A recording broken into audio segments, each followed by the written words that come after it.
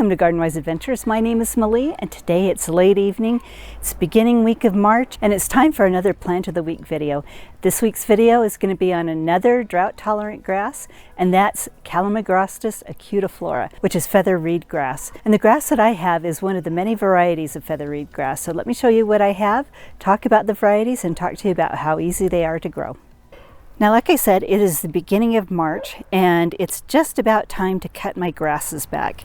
Now, the tall wheat colored ones in the back are my overdam feather reed grass, and I think they are really beautiful.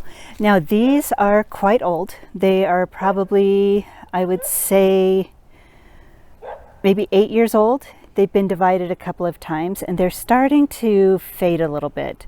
What happens when you have older feather reed grass is they will split down the middle, and let me show you. If you look down in the middle, you can see that it has kind of a hole in the center and the grass is growing around the outside. Now, I have split these grasses several times and used the pieces to fill in again. And it may be time to replace them, I don't know. Or maybe what I need to do is add a little bit of fertilizer. Now, feather reed grass is very, very hardy. And you will see a lot of them around municipal buildings. Those are the Karl Forester feather reed grass. Karl Forester are just a plain green blade.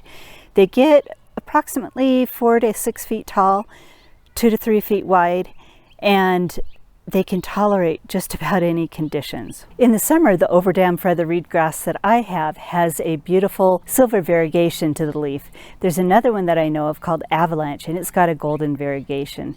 And I think there's probably others that I am not thinking about, but they are all really quite beautiful, especially in the winter.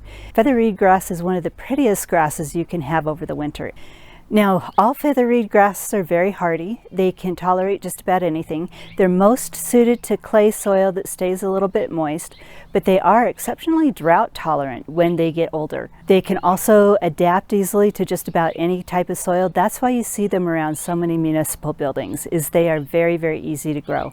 Now, the only maintenance that is required is to cut them down to about 6 to 12 inches tall at the end of the year. And you don't need to be really careful about it. You can just hack it off and let them be. And then they will grow back into a beautiful shaped grass again. And the snows do not smash them. So we can get heavy snows here, and once the heavy snows are gone, they pop right back up and they're beautiful again. Now, this time of year, it is best to cut them back so that the new growth, when it pushes through, will not get cut back if you try to cut it back later. Now, the hardiness zones for feather reed grass is zones 4 through 9, so they are very cold tolerant. They are tolerant of just about any soil that you can give them, sandy soils through clay, but they do prefer clay, and from what I read on the internet, they prefer moist soil, which surprised me a little bit because here in Utah, they are grown in areas where they don't get a lot of water. And they seem to be very, very drought tolerant here in Utah. The internet did say that they are drought tolerant once they're mature, but I've seen them tolerate drought in various different ages. Now, I would love to hear if you grow feather reed grass in your area. What is your favorite variety? And are they tolerating drought in your area, or do you have more moist soils? Now, I hope this video has been helpful for you. If it has been helpful, I hope you like, subscribe, share it with your friends, and go have a wonderful garden adventure.